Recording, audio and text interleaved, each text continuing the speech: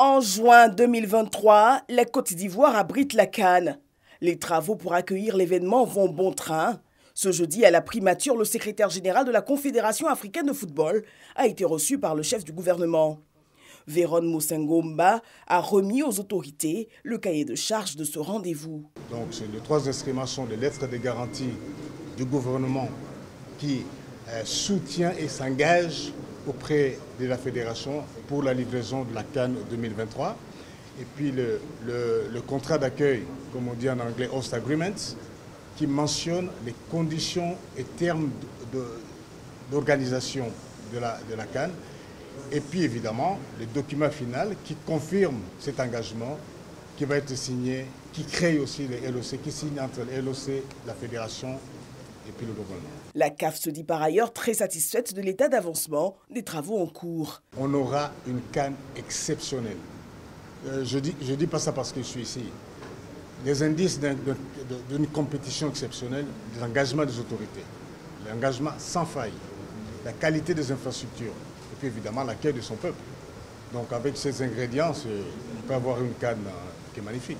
Patrick Achi lui réaffirme la détermination du chef de l'État et celle du peuple ivoirien à offrir au continent une CAN exceptionnelle.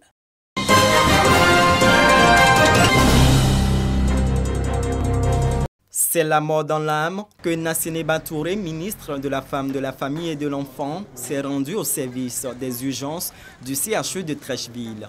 Elle vient s'enquérir de l'état de santé de cette dame, battue par son mari au point de perdre l'usage de ses membres inférieurs. C'est un cas très grave qui est survenu dans la sous-préfecture de Boisflé, où elle a été victime de violences conjugales qui l'a amenée dans un état de paralysie totale.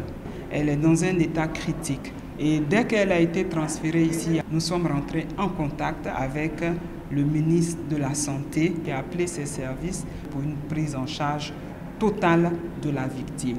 L'auteur de ces blessures est sous les verrous. En cas d'une telle situation de violence, nous avons deux numéros verts, le 1308 et le 116, que vous pouvez appeler gratuitement pour pouvoir signaler ces cas. L'implication des populations, aussi bien victimes que témoins de violences dans la dénonciation de celles-ci, est fortement recommandée afin de lutter efficacement contre les violences basées sur le genre, qu'elles soient physiques ou morales.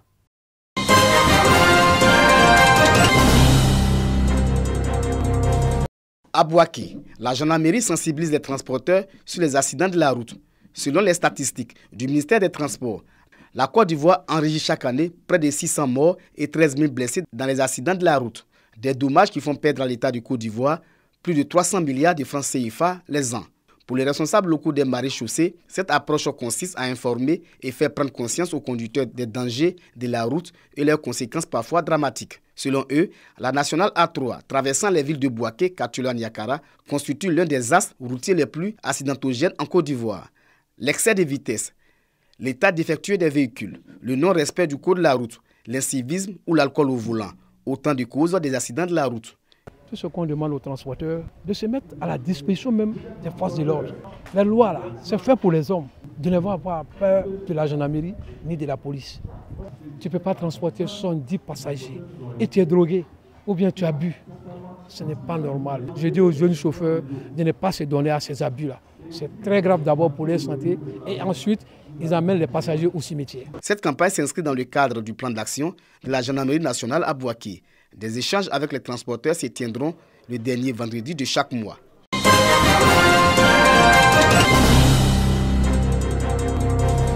La télévision numérique terrestre, TNT, désormais opérationnelle en Côte d'Ivoire. Information spéciale reçue de Benoît Adama Yeo, directeur de la Société ivoirienne de télédiffusion IDT, à l'occasion de la tribune du CICG. À ce jour, ce sont au total 33 sites mis en service et un seul site en cours de finalisation à Niangbo. 94% représente le taux de couverture de la TNT sur toute l'étendue du territoire national. Le taux de pénétration au niveau des foyers a déjà dépassé la moyenne avec un taux de 68%. Au regard de ces statistiques, Les voyants de l'opération de déploiement de la TNT sont ouverts, selon le directeur de IDT. Il y a ce qu'on appelle les zones blanches. Ce sont des zones qui sont difficiles en couverture TNT. Et donc on fait un traitement spécial pour ces zones-là. Donc ça, nous allons axer tous nos efforts pour justement essayer de couvrir ces zones blanches-là, parce que c'est effectivement un défi pour nous. Lancée officiellement le 8 février 2019, la TNT prend en compte 7 chaînes de télévision. La société ivoirienne de télédiffusion projette accroître le nombre des opérateurs au vu de la libéralisation de l'espace audiovisuel effective depuis décembre 2019.